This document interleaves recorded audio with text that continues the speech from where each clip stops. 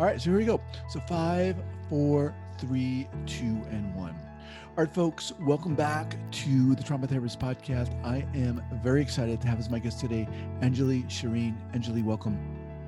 Thank you so much for having me. All right. So Anjuli is a licensed marriage and family therapist specializing in trauma recovery, resilience building, and cultivating joy.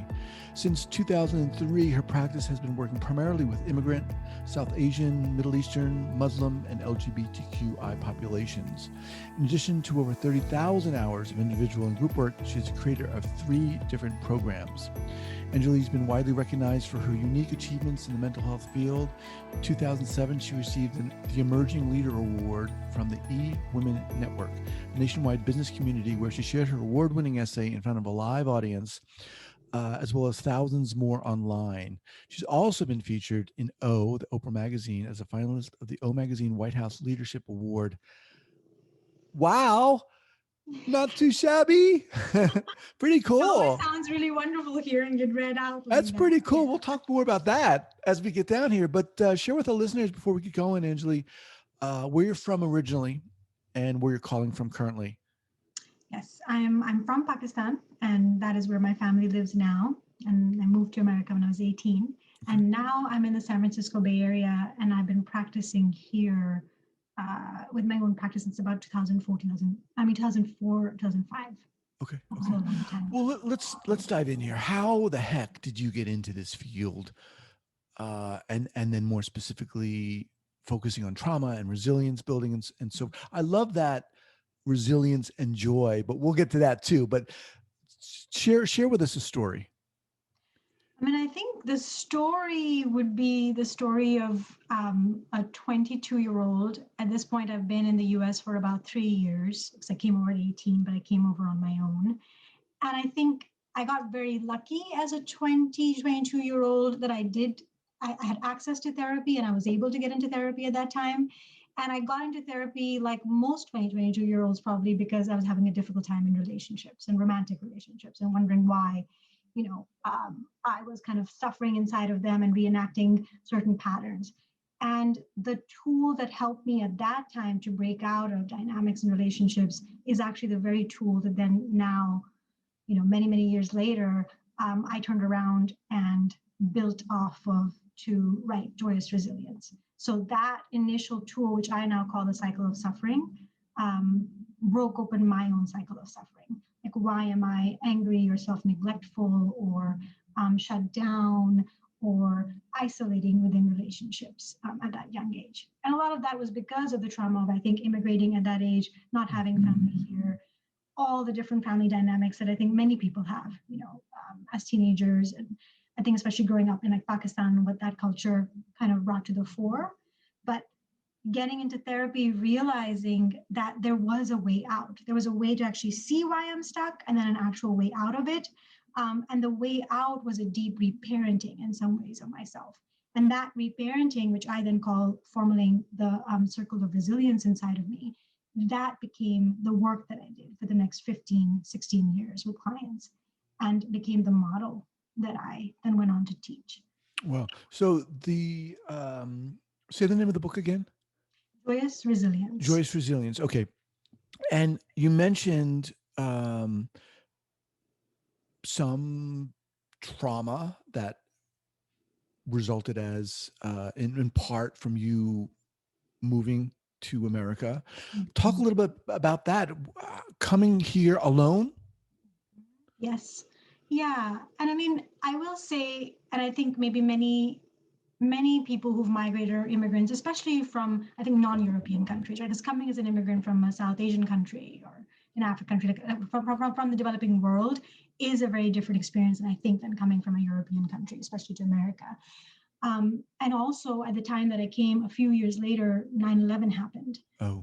And so that completely changed the landscape of being in America as a South Asian. I often joke, it's not really a joke, before 9/11, no one really knew when I would say that I was from Pakistan, where Pakistan even necessarily was.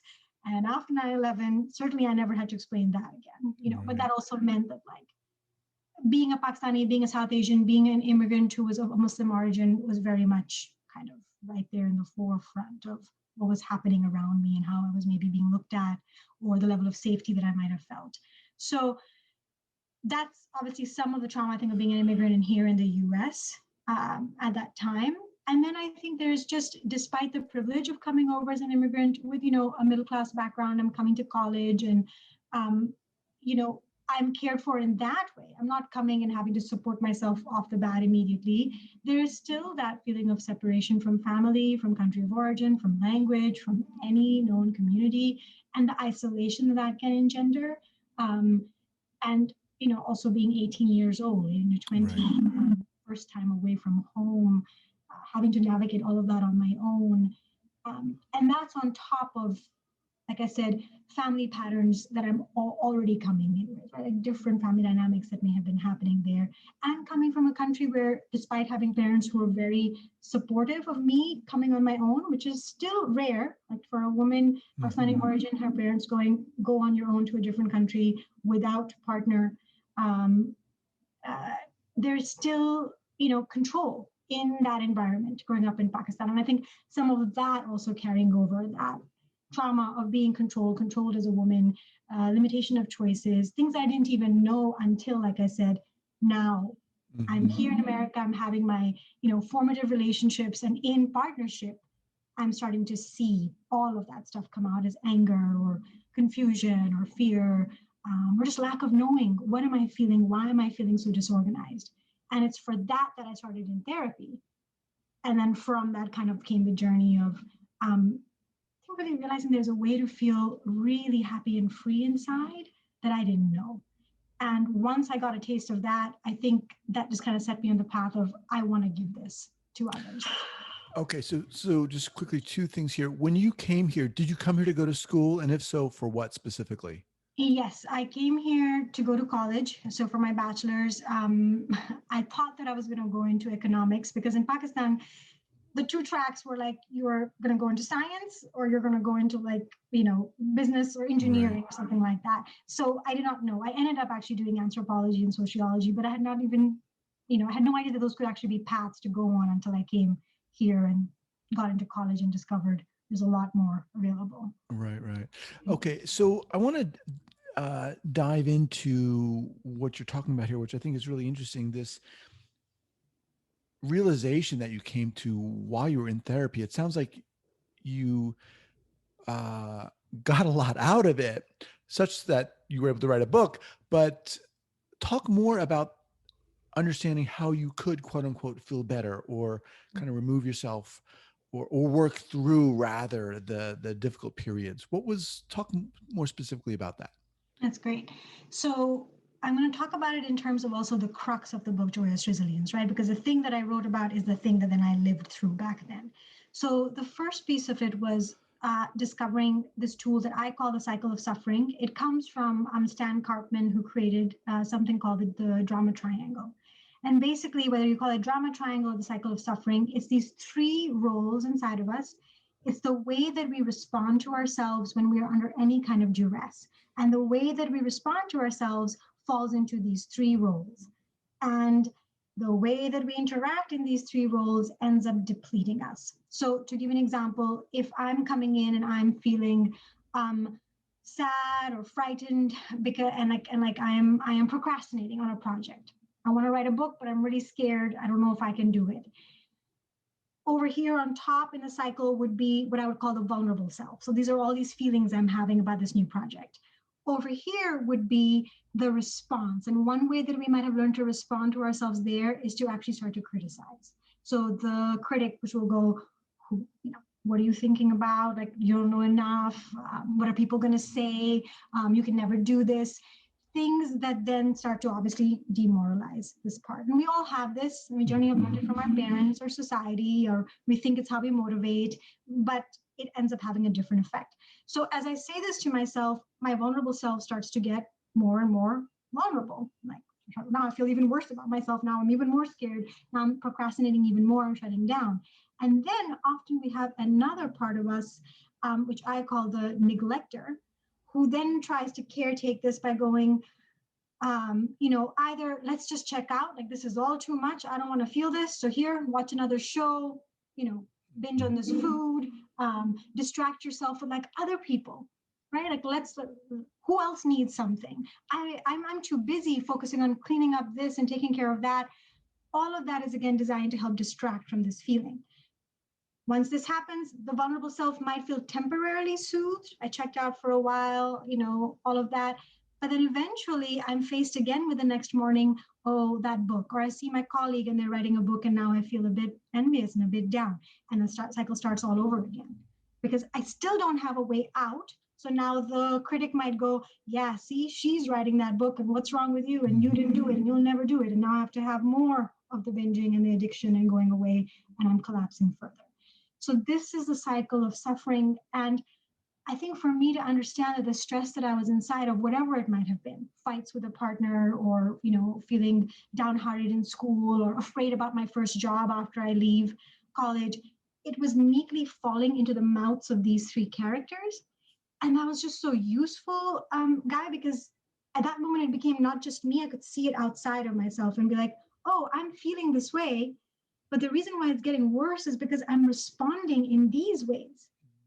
And if I can interrupt that at any point, something might change. And so I'm going to turn over here for a minute. Here is what I call the circle of resilience. And this, no one necessarily taught me. I think it's like looking back at the therapy and then over the 15 years of clinical work, realizing like, oh, the way out. And honestly, for me, probably like the foundation of all good therapy is building the counter roles to these guys. So if I'm feeling vulnerable, as opposed to responding with a critic, over here would be the protector. And instead of the neglector, over here would be the nurturer. And so the nurturer, when I'm feeling afraid, right, is the emotional regulator. The nurturer goes, I get that you're feeling really scared. And it makes so much sense. And I'm here for you. And I want to be with you. And I can attune to you. And I mean, even just saying that right now, my body physically starts to, and I see the smile on your face. Like it's universal, right? Like it's the energy of love and compassion. And most often what people have not had access to, and most often why we're coming to therapy is like, because we want to learn that. Whether we know it or not, we're craving that. Our psyches are craving that. And a lot of being a therapist, I think, is helping to build back inside of someone that compassionate, nurturing self so that they can regulate themselves. So that's Well, what. just briefly, and forgive me for interrupting, but that circle of resilience, is it that generally, and you can even speak from your own experience, is it that we don't recognize that, we don't believe we have that? That's a great question. I mean, of course, people are on a spectrum, different people, different stories. I will say for myself, and also generally what I see, especially for people who are coming in with a strong inner critic, people definitely hands down are often kinder to others than they are to themselves. People hands down don't usually recognize that the self-talk that they're doing is actually critical or even abusive. So, I think we have it in us. I think we have inside of us that compassion. I think we're born with it generally as human beings, but re-accessing it and turning it towards ourselves, that does seem to be something that like it is in there, but needs that coaching and nurturing. And of course, ideally we would have received that as children from our parents, right? Like where they're coming in with that. And so it's bringing out that in us. But in therapy, I think it's a reconnection to that, both from the presence of the therapist and the attunement the therapist brings, that's the healing relationship, the corrective relationship, but then also a real building back of that voice inside and teaching how the moment you respond this way to the vulnerable self, it starts to perk up. People start to feel a bit better. It's like, oh, okay, it's okay that I feel scared.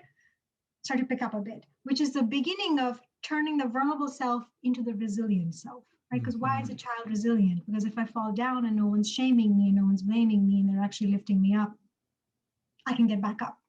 Right. So the neglector begins to turn into the nurturer in many different ways: compassion, attunement, self-care instead of self-neglect, not just caretaking other people, but actually realizing we're responsible for ourselves. So tuning back. All of this builds back one strand of resilience. The other very important piece is turning the critic into a protector. And this is the part of ourselves that holds boundaries with ourselves and with others and goes, there's a line. You don't get to talk to me this way, even internally. I get to have limits. I get to say yes if I mean yes and no if I mean no and pause if I mean pause. I get to make clear requests. These things seem very simple, but honestly, like I didn't have them at age 21, 22. I mean, I think I'm still continuously learning them, but without them, uh, it doesn't matter how much I might meditate and calm myself, honestly, and it doesn't matter how much exercise I do or how much endorphins I release. If inside I know the next time my coworker asks me or my boss asks me to do something beyond what I can do, or my parent, and I'm not allowed to say no, the anxiety that comes from Mm-hmm. that, like you can't meditate that away. You have to learn the skills to be able to respond to that.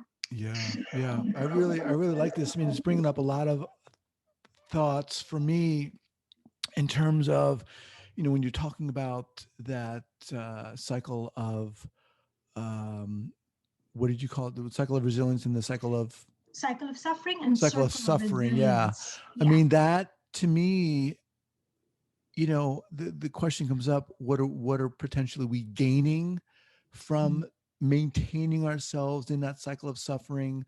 What are the elements that we're doing to think we're, addiction comes up, right? How are we kind of combating that or trying to deal with that? All these things are coming up. And yeah, you're right. It is seemingly simple, but that, of course, as always, doesn't make it necessarily easy. So let me ask you this, Anjali, when did you really, you came here, you started uh, moving towards economics and so forth, but when did you start to shift in and say, well, I want to start getting into psychology or become a therapist? When did that happen within relate relative to when you were in the therapy and so forth? Yeah. So let me see. So like 22, like I said, I got very lucky to get to enter into the world of therapy. I was also already working as a case manager with teen moms in San Okay. Francisco. So I was already in the kind of counseling domain, but not necessarily realizing that I myself needed Of that. course. Yeah. So Who would think, right? totally. And again, also the cultural component. I didn't grow up in a culture where like therapy was at all accessible or named, like in Pakistani culture. And I think even now, I mean, it's getting more available and common, but it certainly was a taboo thing, if at all spoken about. So it was all kind of outside of my realm. However, now I'm in the counseling world and I'm working with teenage moms, and like I said, I'm realizing I'm having a hard time in relationships, something is happening. And thankfully, I'm also in the San Francisco Bay Area, which is a highly therapized place, even back at that time. And so my colleague turns to me and normalizes, going, have you considered going to therapy? And so Mm-hmm. that kind of opened it. And I would say within just the first few years of getting these tools and starting to learn how to emotionally regulate. And also, I will say I'm an individual therapist, but I'm also a group therapist. And a lot of that is because a lot of the work that I did was actually in group therapy myself back then. Mm-hmm. And it was in group therapy that I learned how to begin to speak my needs to somebody else and clean up if I had some kind of altercation with them. And also to receive the care of the group and the affirmation, or if there are things I'm ashamed about, you can't heal shame alone. And I would say, even with shame, not always just one on one in therapy. We need to see other human beings beyond the therapist in a way, hold our story and realize like there's compassion there and like normalizing. So within those first few years of getting the healing in the group and individual, like for me, I realized like I saw people go from so much pain and so much suffering and so much hardship and like be blown open with the therapy work.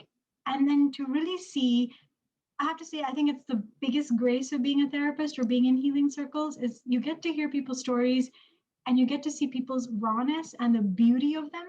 I think people often think like beauty is like when we're confident and all of that, which can be true.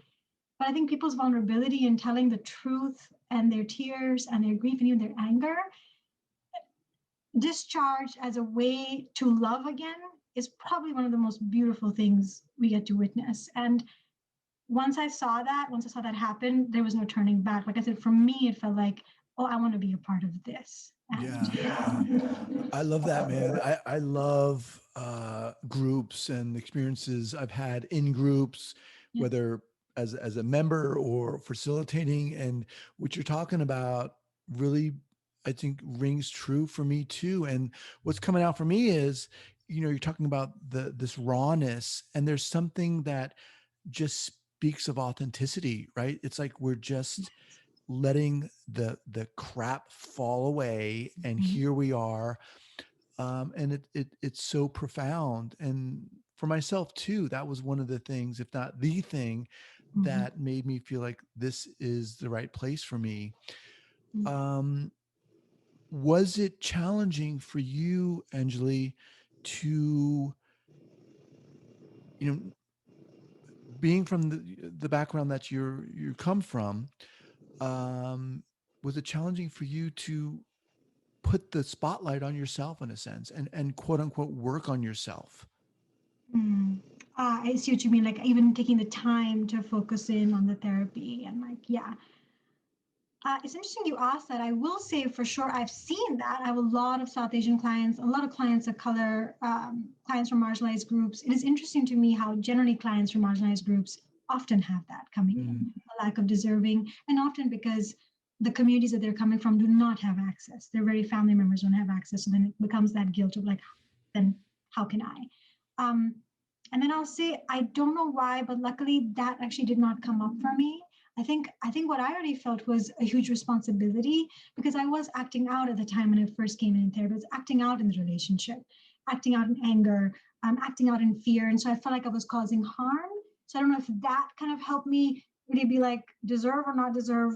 I, I have to clean this up because the people in my life don't deserve right, to have right. me acting in this way. So that might have corrected it, or for some reason, thankfully, I escaped that. But I have a lot of compassion and, yeah, just understanding, empathy for the fact that so many clients do come in with that. And I think it's a tragic thing that we're taught that to be ashamed instead of really. I think in this country and all over, it needs to be a fundamental right, especially for marginalized groups, because it should be a reparation. The amount of trauma that has happened, historical trauma, the very least bit of drop in the bucket would be access to mental health and therapy to recover from that historical trauma, Yeah. So, In this time, that we're living now with COVID and so forth, and the pandemic, what are you seeing in general in terms of working with the groups you work with, the marginalized population, as you called it, uh, Asian, Middle Eastern, LBGTQ and I, and so forth? Can you speak? And I know it's everyone has their own story, of course, that's right. but can you speak to what you're seeing in terms of these populations? Yes. And I mean, I will add one thing, right? Like the person who's coming to see me, because I'm not working at a community agency per se. So that person we would assume at that point already has some points of privilege that might shift how they're experiencing the pandemic, as in we would assume that they would have either insurance or ability to pay for therapy, which means that possibly not unemployed or at least have funding. That makes a huge difference in terms of just kind of the like set point of where they're coming in. So I think that question could be different, right? Depending on if we were talking about the person working at the grocery store, who's assaulted by the pandemic in a different way and also probably cannot Right. afford the care.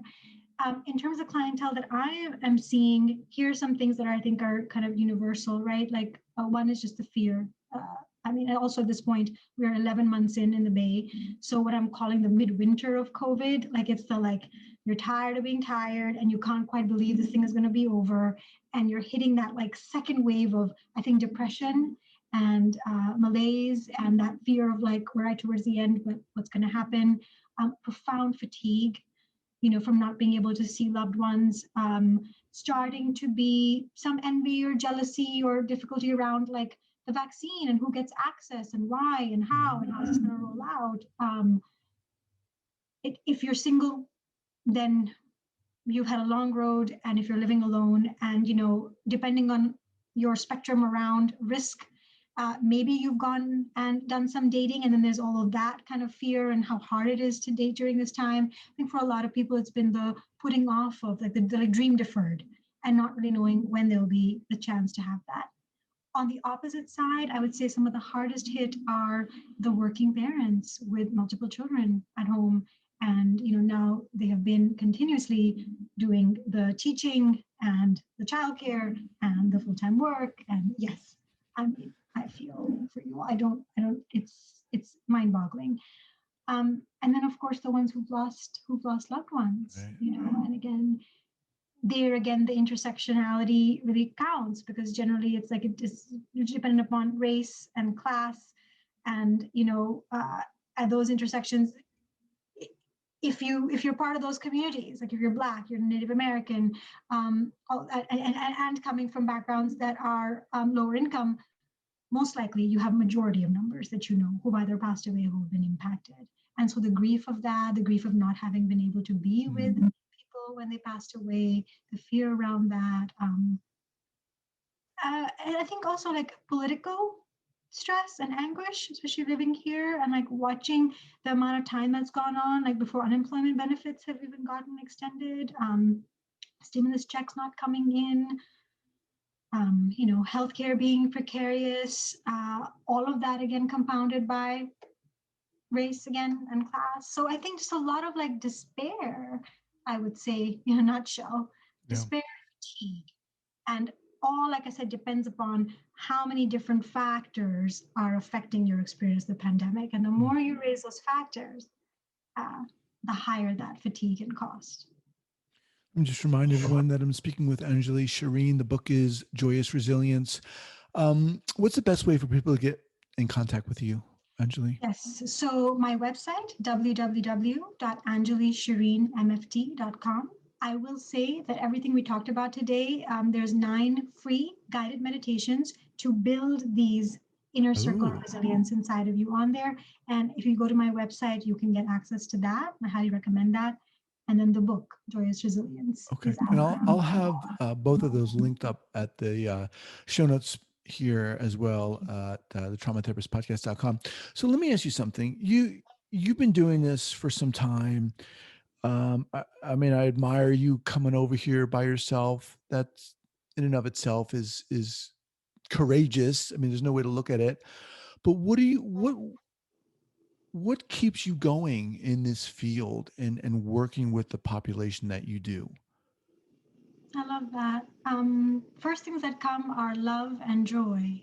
So one is just love, which I think is a profound source of joy. I love what I do. I love my clients. It is life affirming work. Like I said, that very reason I discovered 2223. When people come out with their authenticity and they work towards reclaiming their aliveness, I mean, it's like, it's hard to turn your attention away anywhere else because that is so compelling. So I love that. And then I think focusing on joy particularly, that kind of happened a little bit later in my therapeutic journey, but realizing no one ever talked to me about like what brings you joy and what would like actually work from joy, or how would you express your joy as a person as a part of the healing journey. It kind of felt like if you're not anxious anymore, you're not depressed anymore, you're generally doing well, you're good to go. But it's a whole other spectrum to go, what does it mean to be alive? And so that I ask myself that almost every day. And I look for that in my life, outside of my working life as well as within. And that keeps it just alive. That keeps it joyous, keeps me going, keeps me resilient. Yeah, wow, I love that. What does it mean to be alive? I love that. All right, let's kind of wind down here with any go-to book recommendations. Obviously, we'll have your book up, but what would you like to share with us, whether it's trauma related or not, or resilience building related or not? What would you offer? Yeah, I mean, I think given our times, probably the most important book that I read and I used a lot in my own as research was Reshma Menakam's My Grandmother's Hands. And that is an amazing book, especially I think in this country, right, for like white bodies, for Black bodies, like for people wanting to do the work of clearing up racial trauma. Um, and really, like, I think also as a mind-blowing historical narrative of like, how did we get here?